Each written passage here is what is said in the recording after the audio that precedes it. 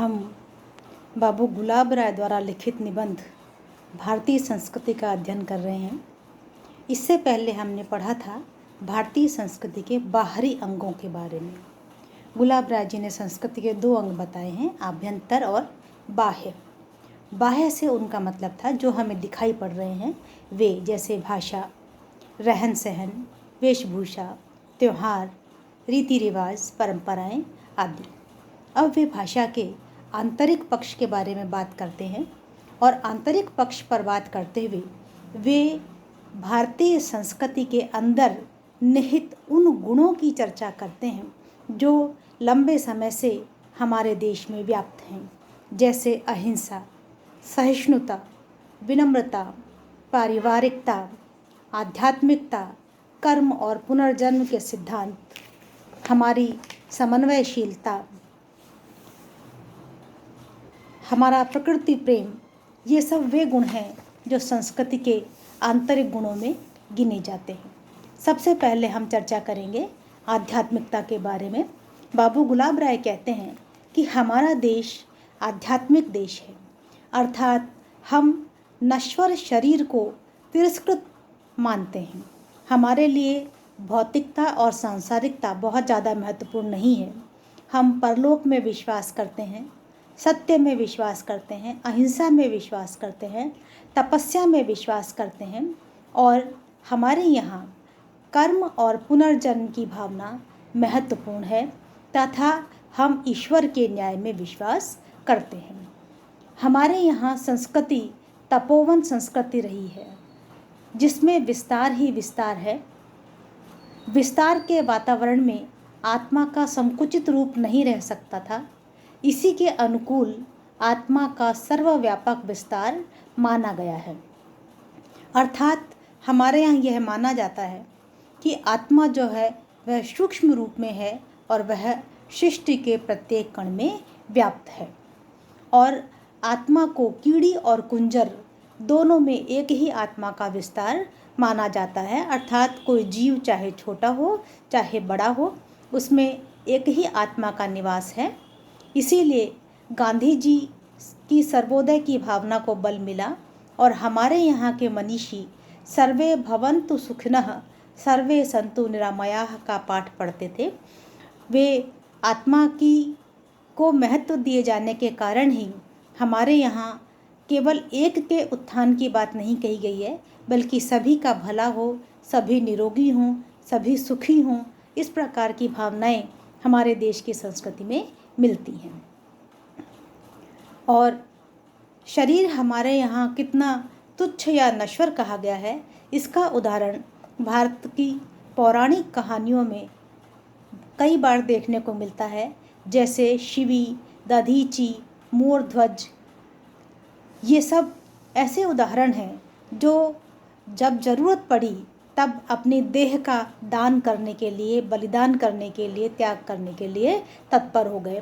और इस प्रकार हमारे यहाँ शरीर जो है, भौतिकता जो है, सांसारिकता जो है, वह उतनी महत्वपूर्ण नहीं है। महाराज दिलीप ने गुरु की प्रसन्नता के लिए नंदिनी नाम की गौ को चराने का व्रत ले लिया था। उसकी सिंह से रक्षा करने के लिए वे अपने प्राणों का भी उत्सर्ग करने को तैयार हो जाते हैं और सिंह से कहते हैं, यदि तुम मुझ पर दया ही करना चाहते हो तो मेरे यह शरीर पर दया करो। पंचभूतों से बने हुए नाशवान शरीर के पिंडों पर मुझ जैसे लोगों की आस्था नहीं है। अर्थात वे सिंह से कहते हैं, इस गाय को छोड़ करके तुम मुझे अपना भोजन बना लो। इस प्रकार से यह जो त्याग, तप और संयम का महत्व है वह केवल हिंदू धर्म में ही नहीं है, वह यहाँ जितने भी धर्म उत्पन्न हुए, बौद्ध धर्म, जैन धर्म, उन सभी में, सभी की साधनाओं में तप, त्याग और संयम को इतना ही महत्व मिला है। फिर अगला बिंदु बाबू गुलाब राय कहते हैं समन्वय बुद्धि। वे कहते हैं कि हमारे देश में कई प्रकार की संस्कृतियाँ आईं और वे भारत देश में विलीन हो गईं। उसकी वजह यह है कि हमारा विश्वास सबका समन्वय करने में है, सबको साथ लेकर के चलने में है। और इसके लिए वे बेहद अच्छी बात कहते हैं कि भारत देश जो है वह अनेकता में एकता में विश्वास करता है। तुलसीदास जी का उदाहरण देते हुए गुलाब राय कहते हैं कि तुलसीदास जी ने भारतीय संस्कृति में जो विभिन्न साधना पद्धतियाँ थीं, विभिन्न प्रकार के जाति और समाज थे, उन सब को मिला करके एक करने का प्रयास किया। उन्होंने शैव और वैष्णव, ज्ञान और भक्ति, द्वैत और विशिष्टाद्वैत, इन सब का समन्वय किया है।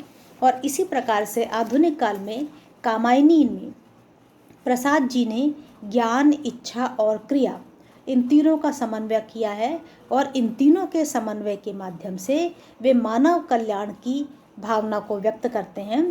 प्रसाद जी ने कामायनी में लिखा है, ज्ञान दूर कुछ क्रिया भिन्न है, इच्छा पूरी क्यों हो मन की, एक दूसरे से न मिल सके, यह विडंबना है जीवन की। अर्थात यदि हम अपने जीवन में ज्ञान, क्रिया और इच्छा, इन तीनों को मिला नहीं सकते हैं तो वह जो जीवन होगा वह विडंबना से परिपूर्ण होगा। इसीलिए हमें ज्ञान, इच्छा और क्रिया तीनों का समन्वय करके ही मानव का कल्याण करना होगा। इसके बाद अगले बिंदु में गुलाब राय भारत की जो वर्णाश्रम पद्धति है उसको महत्वपूर्ण बताते हैं आध्यात्मिकता की दृष्टि से, भारत की आंतरिक संस्कृति की दृष्टि से। और वे कहते हैं कि वर्णाश्रम व्यवस्था जो है वह मनुष्य की आयु और वर्ग के अनुसार उसके कर्तव्यों का विभाजन करती है। तो यह एक बड़ी वैज्ञानिक पद्धति है जिसके अनुसार सभी को समय समय पर अपने अपने कर्तव्यों में बांधा गया है। हमारी संस्कृति में कार्य विभाजन को बड़ा महत्व दिया गया है। समाज को भी 4 भागों में बांटा गया है और मानव जीवन को भी। सामाजिक विभाजन बढ़ते बढ़ते यद्यपि संकुचित होता चला गया और अपरिवर्तनीय हो गया, और अपरिवर्तनीय होने से उसका महत्व कुछ कम हो गया, लेकिन मूलतः वह जिस भावना के साथ शुरू किया गया था वह बड़ी स्वस्थ भावना थी। और समाज में जितने भी वर्ग हैं उन सभी वर्गों को परमात्मा के विराट शरीर का ही एक अंग माना गया है। अर्थात उन सभी वर्गों को मिला करके ही भारतीय समाज की सृष्टि होती है। अगला बिंदु है बच्चों अहिंसा, करुणा, मैत्री और विनय। इन चारों गुणों को इसलिए रखा गया है कि इनके मूल में अहिंसा की भावना है और करुणा, मैत्री तथा विनय अहिंसा के व्रत का पालन करने में सहायक होते हैं।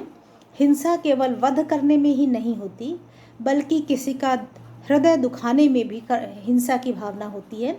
इसीलिए हमारे यहाँ यह कहा गया है, सत्यम ब्रूयात, सच बोलिए लेकिन प्रियम ब्रूयात, अर्थात ऐसा सच बोलिए जो प्रियकर हो, अच्छा लगने वाला हो। करुणा प्रायः छोटों के प्रति होती है, मैत्री बराबर वालों के प्रति और बड़ों के प्रति विनम्रता होती, विनय होती है। लेकिन इसके बाद भी हमें यही सिखाया गया है कि हमें सभी के प्रति शिष्ट बने रहना है और किसी के भी साथ ऐसा व्यवहार नहीं करना है जिससे उसे मानसिक क्लेश पहुँचे। अगला बिंदु है प्रकृति प्रेम। हमारे देश में प्रकृति को भी माता की तरह से पूजा गया है और भारतवर्ष पर प्रकृति की विशेष रूप से कृपा भी रही है। यहाँ सभी ऋतुएं समय पर आती हैं और पर्याप्त समय तक ठहरती भी हैं। ऋतुएं अपने अनुकूल फल और फूलों का सृजन करती हैं। धूप और वर्षा के समान अधिकार के कारण यह भूमि शस्य श्यामला होकर के बड़ी सुंदर हो जाती है। यहाँ नगाधिराज हिमालय कवियों को सदैव प्रेरणा देते रहे हैं और भारत देश की रक्षा का एक बहुत आदर्श और पूज्य माध्यम और प्रेरणा बने रहे हैं। यहाँ की नदियाँ मोक्षदायिनी समझी जाती हैं, अर्थात हमारे साहित्य में ही नहीं, हमारे लोक जीवन में प्रतिपल प्रतिदिन की हमारी आस्थाओं में हम नदियों को माँ के समान पूजते हैं। भारतीय मनीषी जंगल में रहना पसंद करते थे और प्रकृति प्रेम के कारण ही वे पत्ते आदि खाते थे। वृक्षों को पानी देना हमारे यहाँ धार्मिक कृत्य कहा गया है। सूर्य और चंद्र दर्शन नित्य और नैमित्तिक कार्यों में शुभ माने जाते हैं।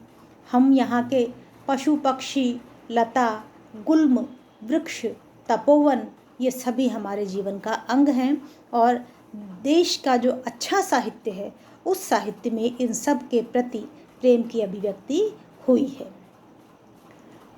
हमारी संस्कृति संकुचित संस्कृति नहीं है। हमारे संस्कार में परिवार जो है वह वैयक्तिकता की तुलना में ज़्यादा महत्वपूर्ण है और इस प्रकार से भारतीय जो संस्कृति है उसमें परिवार और समाज को महत्व दिया गया है। भारतीय संस्कृति की अगली विशेषता जो इन्होंने बताई है बहुत अच्छी विशेषता है। वो कहते हैं कि हम दुख के बजाय सुख में और आनंद में विश्वास करते हैं। तो हमारे यहाँ का जो दर्शन है वह भी आनंदवादी दर्शन है। इसीलिए हमारे साहित्य में दुखांतक नाटक नहीं लिखे जाते, दुखांतक साहित्य अच्छा नहीं माना जाता, बल्कि अंत भला तो सब भला कह करके सुखांत साहित्य अच्छा माना जाता है। ऐसे ही हमारे यहाँ कुछ अन्य गुण भी बड़े महत्वपूर्ण हैं, जैसे हम अतिथियों को देवता के समान पूज्य मानते हैं। अतिथि देवो भव, यह हमारी संस्कृति का एक बहुत पुराना और बड़ा लोकप्रिय कथन है। वे कहते हैं कि भारत में विभिन्न जातियों के संपर्क में आने से अंत में संस्कृति में कुछ समस्याएं हो गईं। इसलिए पुराने समय में जब द्रविड़ और आर्य संस्कृतियों का समन्वय हुआ, वह समन्वय बड़े उत्तम रीति से हो गया और बड़े लंबे समय तक दोनों संस्कृतियों के मेल के साथ में भारत देश में आपसी सौहार्द के साथ में संस्कृति का विकास होता रहा, सभ्यता का विकास होता रहा। लेकिन मध्यकाल में इस्लाम के आगमन के साथ और आधुनिक काल में अंग्रेजी सभ्यता के आने के बाद, यूरोपियंस के आने के बाद हमारे सामने यह समस्या खड़ी हो गई कि हम अपनी समन्वयशीलता के कारण किन गुणों को अपनाएं और किन को छोड़ दें। अर्थात हम यदि पाश्चात्य सभ्यता को अपनाना चाहते हैं तो हमें यह अच्छी तरह परख लेना होगा कि क्या अच्छा है, अपनाने योग्य है, और क्या ऐसा है जो भारतीय संस्कृति का अंग है लेकिन हमें उसका त्याग किसी भी स्थिति में नहीं करना है। इसमें वे कहते हैं कि हमें पारिवारिकता को नहीं छोड़ना है। वैयक्तिकता यूरोपीय सभ्यता की महत्वपूर्ण विशेषता है, हमें उसको थोड़ा सा ही अपनाना है और उसके साथ परिवार का महत्व कम नहीं होना चाहिए। भाषा और पोशाक में भी हमें भारतीय बने रहना चाहिए और परिवार की प्रथा को इतना भी न बढ़ाएं कि व्यक्ति का व्यक्तित्व ही नष्ट हो जाए।